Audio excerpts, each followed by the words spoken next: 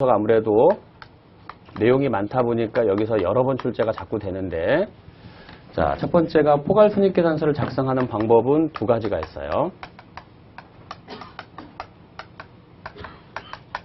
첫 번째가 단일의 포괄손익계산서를 작성하는 게 있죠. 단일, 한 줄로 내려 쓰고. 그리고 두 번째는 뭐냐면 별도요. 별도의 손익계산서하고 별도의 손익계산서와 그 다음에 당기순익부터 시작하는 포괄손익계산서를 작성해서 하는 방법이 있죠.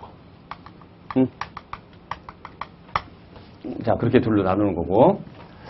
자, 두 번째가, 자, 공부할 게, 자, 이 비용을 어떻게 포괄손익계산을 구분하느냐, 비용을 인식하느냐에 따라서 어느 별과 어느 별로 나누겠었냐면, 여러분, 기능별하고 성격별로 나누게 돼 있었죠. 자, 우리가 수업 목적으로는 특히 뭐를 공부를 좀 하셔야 되냐면, 성격별로 하라고 그랬죠. 그렇죠?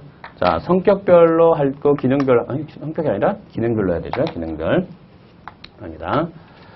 자, 그래서 기능별은, 자, 제일 중요한 게 비용 중에서 어느 비용을 반드시 구분해서 표시한다? 매출원가. 그래서 매출원가법으로 표시되는 거다라고 하기도 했었고요. 두 번째, 기능별로 표시할 때는 성격별 비용에 대해서 모두 해야 된다?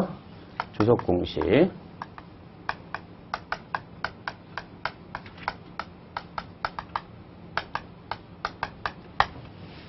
자, 이렇게 돼 있고요.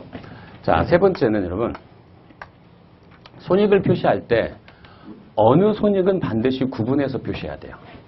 예를 들어서 우리가 기능별을 예를 들자면 매출액에서 매출원가를 빼고 판매비나 관리비까지 뺀 차감시킨 나머지 금액을 우리 뭐라고 그러냐면 영업이익이죠. 그렇죠? 반드시 영업이익은 구분해서 표시를 해줘야 됩니다. 구분해서 표시를 해주고. 그래서 옛날에는 초창기 IFRS 그 재무제표가 들어왔을 때는 영업이익이 없는 손익계산서 양식이 있었어요. 그런데 우리나라에서 아니 무슨 놈의 손익계산서가 영업이익도 없냐라고 얘기해서 그게 우리나라 기준으로만 바뀌었죠. 영업이익을 반드시 한국 거는 구분해서 표시하자. 그래서 이거는 반드시 있어야 되는 손익이고요.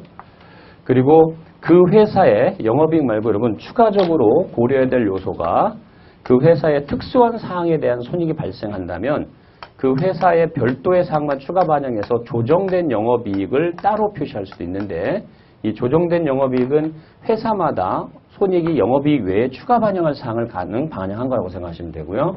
근데 이거는 본문에 기록하는 게 아니라 어디에 기록하게 돼 있냐면 주석으로만 사용하게 돼 있어요. 자, 그 다음에 두 번째는 어떤 손익은 반드시 구분해서 표시하면 안 돼요. 어떤 손익이냐면 특별 손익은 반드시 표시를 하면 안 돼요. 우리나라에서, 그러니까 회계 기준에서는 이게 영업의 수익, 영업의 비용은 있지만 특별 손익이라는 개념 자체를 용어를 쓸 수가 없어요. 그래서 특별 손익은 따로 표시하는 게 아니다 라는 뜻이고요. 자, 세 번째가 포괄손익계산서 안에 우리 알고 있는 기타 포괄손익이 있어요. 자, 기타 포괄손익은 미실현 평가손익이 들어가는 거죠. 자, 여기서 공부할 건 제일 많이 공부했던 게 여러분, 자, 기타 포괄손익도 손익의 종류죠. 손익의 종류인데 먼저 뭘 주면은 안 되는 손익만 따로 모아놨냐면 배당을 주면 안 되는 손익만 따로 나왔고요. 자, 이거를 구분하는 이유가 자, 뭐가 되느냐 안 되냐에 따라서 구분시키게 돼 있었냐면 재분류 조정이 됩니까 안 됩니까? 그래서 재분류 조정이라는 것은 기타 포괄손익 사항을 당기손익으로 대체할 수 있느냐 없느냐죠. 자, 그래서 재분류 조정이 되는 손익이 있고 재분류 조정이 안 되는 부분이 있더라죠. 근데 이거는 그냥 참고용으로 보세요. 이게 기타 포괄손익이 작년에 나왔다는 게 이게 또 나와가지고 올해 나왔다라는 게. 자, 그래서 재분류 조정이 되는 거 안 되는 게 있었죠, 여러분? 자, 근데 여러분들이 기억할 때는 재분류 조정 안 되는 게 더 많았죠, 우리. 그렇죠? 자, 재분류 조정 안 되는 것부터 잠깐 볼까요? 제일 먼저 뭐가 있었고? 재평가잉여금. 자, 그렇죠? 그 다음에 기타 포괄손익 공정가치 측정 금융자산의 어느 상품의 평가손익? 지분상품의 평가손익. 그렇죠? 여기 똑같은 개념이지만 여러분 기타 포괄손익 공정가치 측정 금융자산의 채무상품의 평가손익은 재분류 조정이 되는 거였죠. 그렇죠? 그 다음에 당기손익 공정가치 측정으로 하는 단기손익 금융부채 같은 경우 단기손익 금융부채라고 할게요. 어느 위험 변동에 의한 손익을 말하는 거고요. 신용위험 변동. 그렇죠? 신용위험 변동에 따른 손익. 이런 것들은 재분류 조정이 안 되는 거죠. 반면에 재분류 조정 되는 거는 요게 말고도 자, 해외 사업과 관련된 환산 손익.